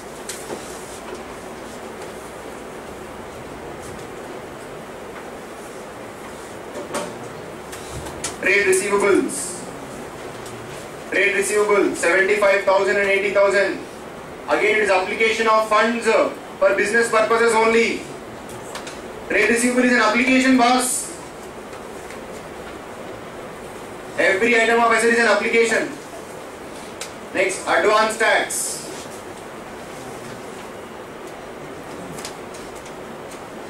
$80,000 and $20,000. Cash and bank balance 2,75,000 and 1,30,000. That's it. These are the assets. Can you total the assets? But don't draw underline in the bottom. Just draw underline at the top because capital employed statement is not over. Total assets. You can mark it with capital A.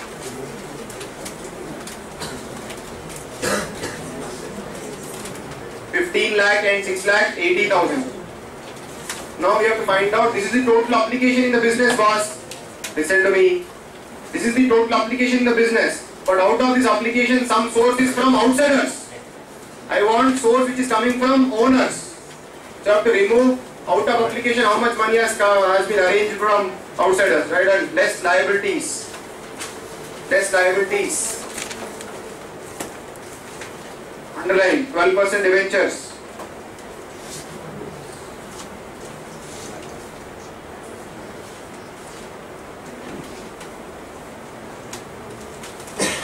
Debentures 1 lakh and 1 lakh.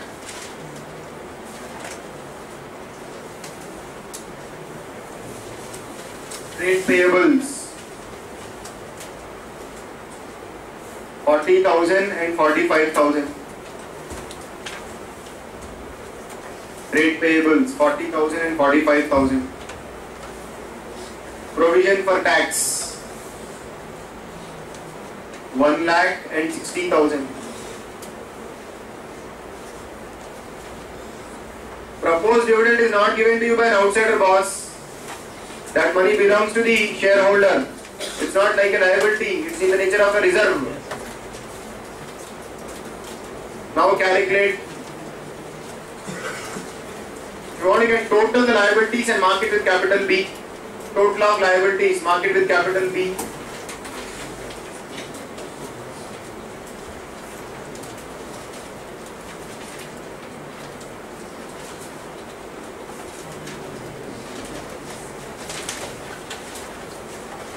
Total liabilities of huge is how much? 2,40,000. Big is how much? 2,05,000.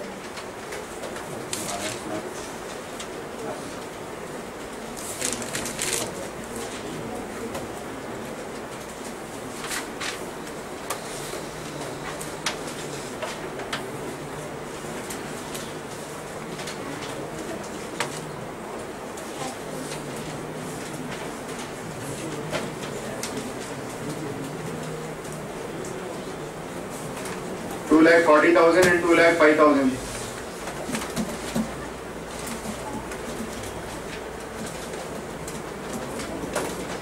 Now you get capital employed. Capital employed 12,60,000 and 4,75,000.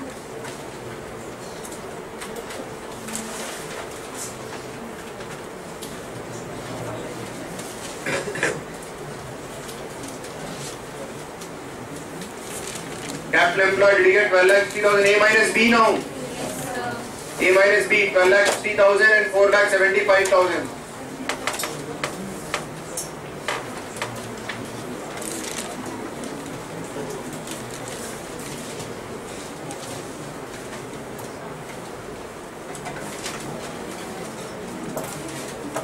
Capital employed 1260 and 475. Do you all write down? Yes, sir.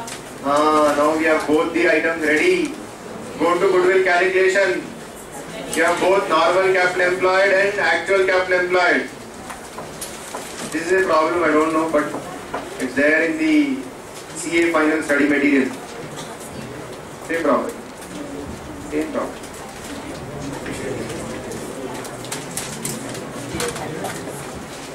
So how much do you get now? Tell me, goodwill. 13,65,000 and 3,80,000. Did you all write down?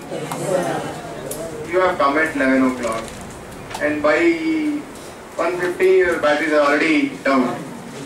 What is it? You are not having proper breakfast.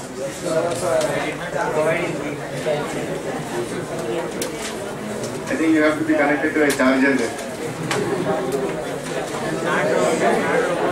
What? You have over portable chargers you are carrying. So goodwill value you got 13,65,000 and 3,80,000. Did you all complete? Yes. So we have arrived at our first milestone, calculation of goodwill. Next headache, intrinsic value. Write down, calculation of. I think I have already taught you how to calculate intrinsic value per share. How do you calculate intrinsic value per share? Total all assets minus liabilities to outsiders. You get net worth to shareholders divided by number of equity shares. You get the intrinsic value per share. But do we have preference shares in this problem? No. So we have been saved. Right now. They have subtract that also. What? Weighted average you have to do. Weighted average profit you have to calculate. 1 to 3. You give 3 to latest, 2 to little old, and 1 to oldest. Write down. Just निकाल दे रहा. Write down next. Write down. Calculation of intrinsic value per share. Now value per share will take into account both assets involved in business and assets which are not involved in business. Okay. I am not going to give those assets for free to somebody. So share price will reflect both my trading assets and non-trade assets also. Write down. So use a small shortcut. Okay. Write down. Particulars, huge limited, big limited. Yes. Write down. Total assets other than goodwill. Somewhere you can find it. No balance sheet. Just now I prepared a working note now for calculation of capital employed. Total assets other than goodwill. Just now I calculated was 15 lakh and 6 lakh 80,000. Wait. I said total assets other than goodwill. You can say operating. These are operating assets. Total assets other than goodwill. Operating. 15 lakh and 6 lakh 80,000. Add goodwill. Add goodwill. Please add goodwill values, respective goodwill values. 13 lakh 65,000 and 3 lakh 80,000. Not over yet. Add non-trade investments. When I want to sell my share, I ask the company to take into account all assets and all liabilities. I am not going to give any exception. और तू तो ज़्यादा ही पूछता कभी भी.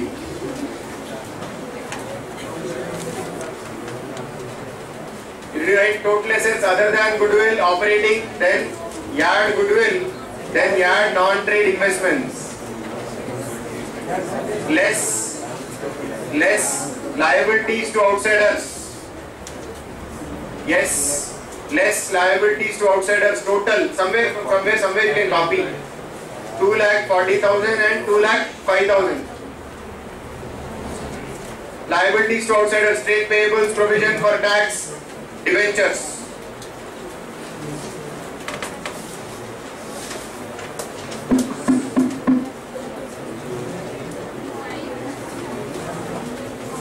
See, can anybody give me any other shortcut? Capital employed plus non-trade.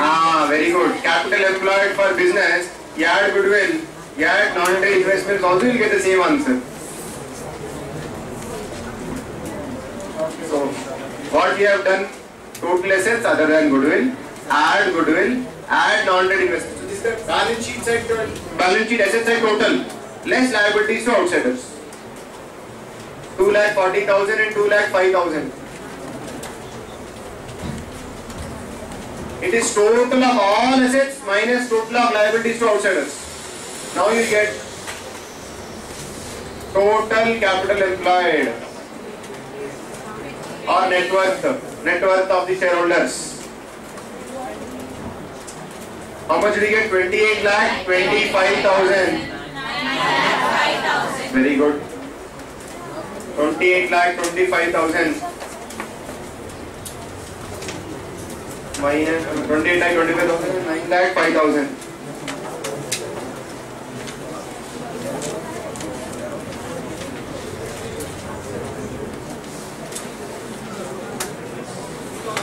What? Minus karna. Then you get net worth to equity shareholders. Did you get the net worth to equity shareholders now? How much is 28,25,000 and 9 lakh? Everyone got it? Yes, sir. Can tell me alternative way of getting the same number? Capital employed in business, add goodwill, add non-trade investment. Same answer you get. Now write next line. Number of shares. Number of shares. Number of shares. Bumper shares 70,000 and 25,000. How much do you get? Number of shares 70,000 and 25,000. See the balance sheet. 7 lakh by 10, 70,000. 2,50,000 by 10, 25,000. Now you have net worth to equity shareholders. You have number of shares held by shareholders. You will now get intrinsic value per share. Very good. 40.36 and 36.2. We have fraction, decimal. It is going to be a headache in deciding the swap ratio now. Till now I always give you nice numbers. You easily give me the swap ratio. Now give me the swap ratio.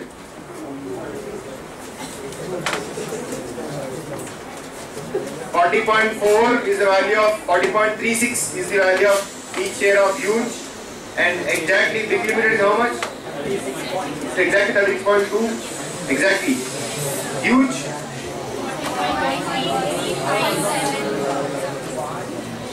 36 you write. Balance sheet will not tally, then you should not cry.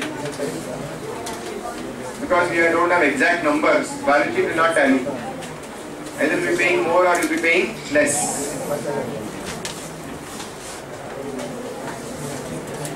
Now, please use your common sense and tell me, if you are the shareholders of Big Limited, you want to sell away the company, tell me how much amount totally you want.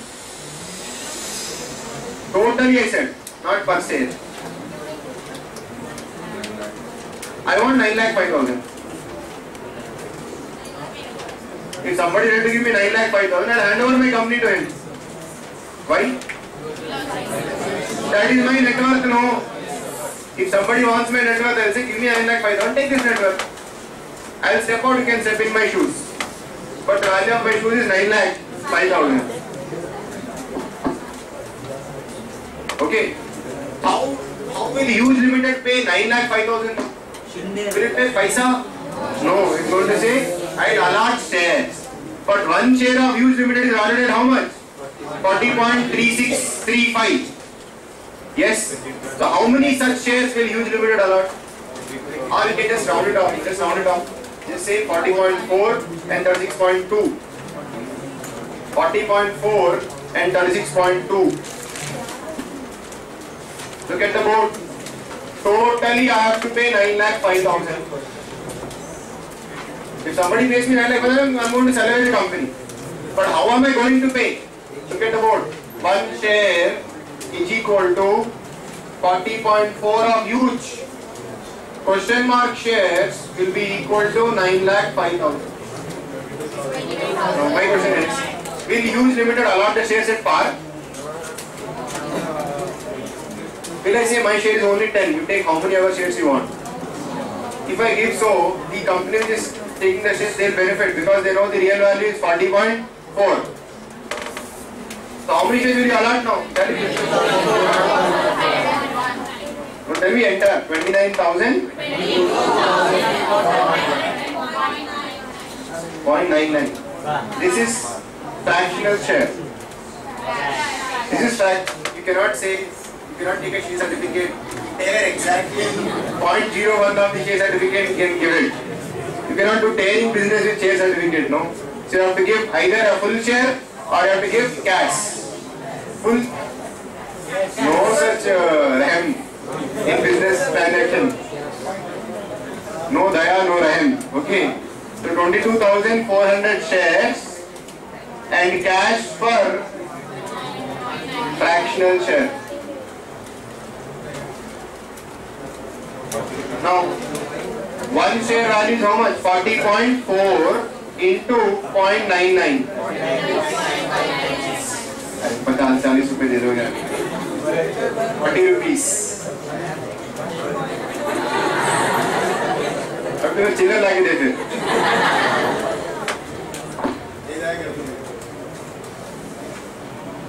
29,400.99 shares have to be allotted actually. But you cannot allot 0.99 of a share. Law doesn't permit. Okay, law doesn't permit you for you to allot fractional shares. Either you have to do it allotment in full, or you cannot do an allotment. You cannot say 0.5 of the share is allotted to so and so person. You cannot do that. Stocks you can do that. Articles should permit. Okay, so 40.4 you have to pay per share. 0.99 you are not able to pay. So 40 rupees cash you will give. You don't understand the entire calculation. You have to pay totally 9,05,000. How will I pay? In shares. One share of Huge is 40.4. How many such shares have to be allotted? 22,400.99. 0.99 I cannot allot. So 40.4 into 0.99, 40 rupees in cash. So now describe the PC. Please describe the PC. Description of the PC you write. 22,400 shares of face value 10 rupees each, allotted at 40.4. 22,400 shares of face value 10 rupees each, allotted at 40.4 rupees, and cash 40 rupees per fractional share. And cash 40 rupees per fractional share. This is the total PC.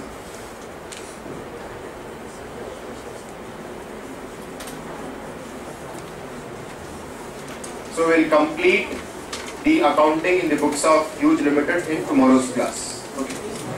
We'll stop for the day.